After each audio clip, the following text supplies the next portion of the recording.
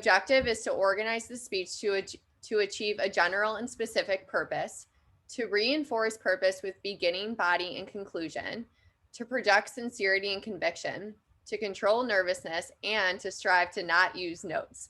The length of the speech is 5 to 7 minutes. Bob Ransom is our second speaker and will give a whimsical account of his wife Susan's love for animals.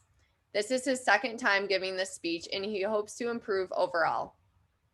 The title of his speech is The Worm, the Cricket, and Duke the Bulldog. Now introducing Bob Ransom.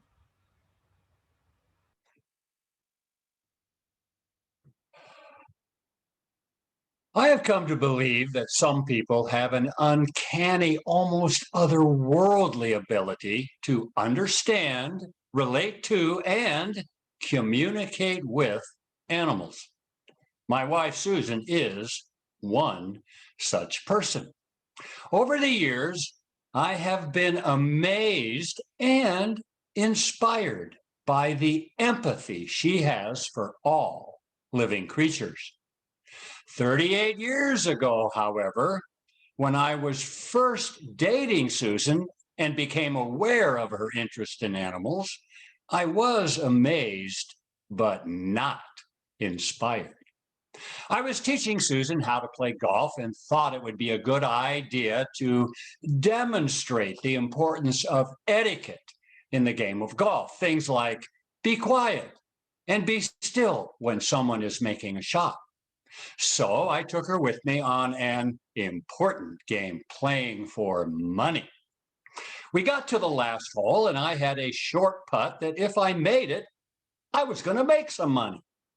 I started my stroke, and then all of a sudden I heard, "Wait!" And Susan rushed into my peripheral vision. Startled, I missed the putt as she raced up to the hole, bent over, and picked up a worm. I said, "That worm was not on the line of my putt." She said, "I wasn't worried about the line of your putt. I thought you might step on the poor worm," as she walked it off the green and laid it in the grass. I thought to myself, this lady is nuts.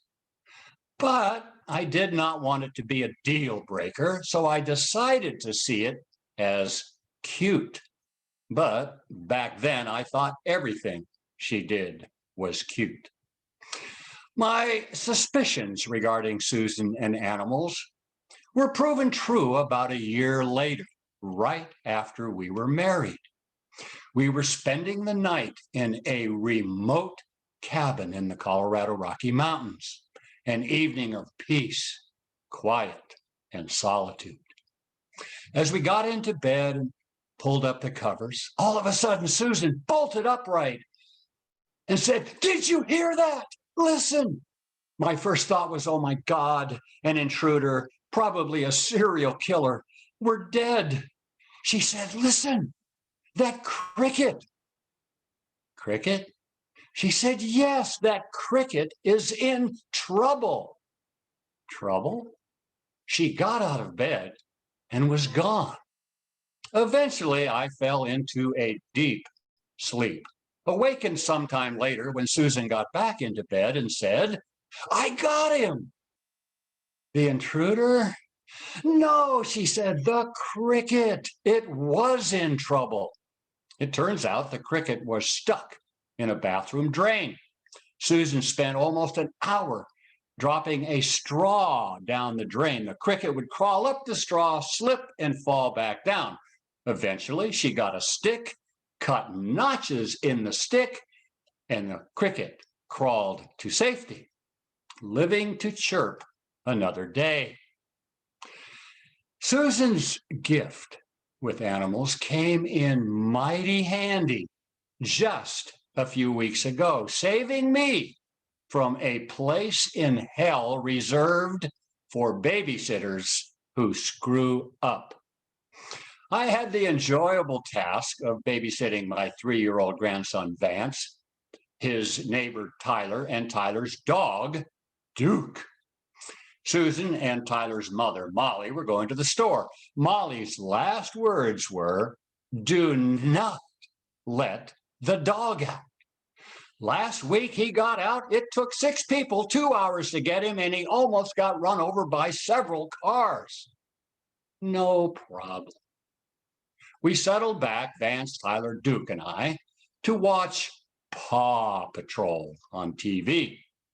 The peace of Paw Patrol was shattered by a trash truck. Vance jumped off the couch, raced to the front door, ran down the walk to the tall gate, which was locked. By the time I got there, Vance was hanging over the gate, stuck. I opened the gate just enough to get him down, and out went Duke. I knew right then my life had taken a turn for the worse.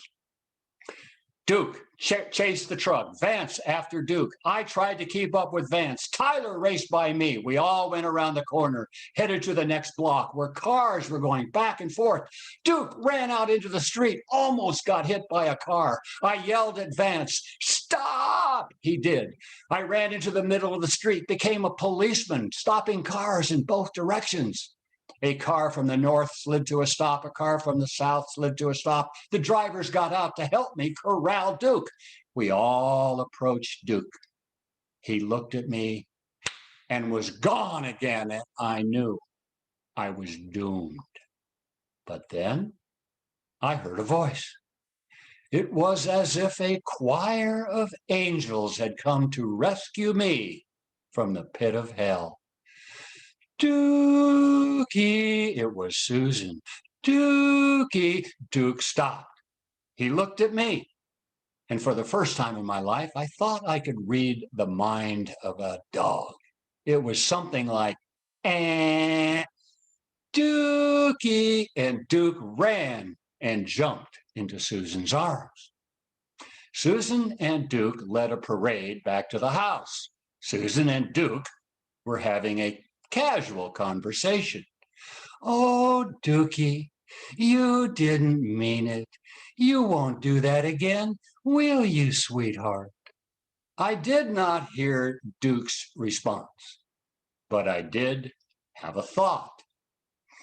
If everyone on this planet had just a little bit of the empathy for each other that Susan has for worms, crickets, and bulldogs, this world just might be a little better place. Madam Toastmaster. Thank you, Bob. Members, please take 1 minute to type feedback in the chat box.